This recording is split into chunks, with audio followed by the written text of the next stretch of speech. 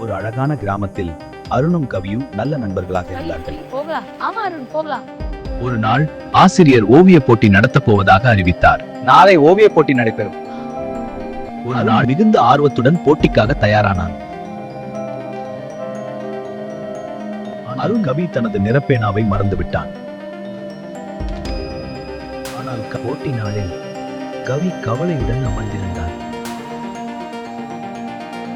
அதை கவனித்த அருண் தனது நிறப்பேனாவை அவனுக்கு கொடுத்தான்.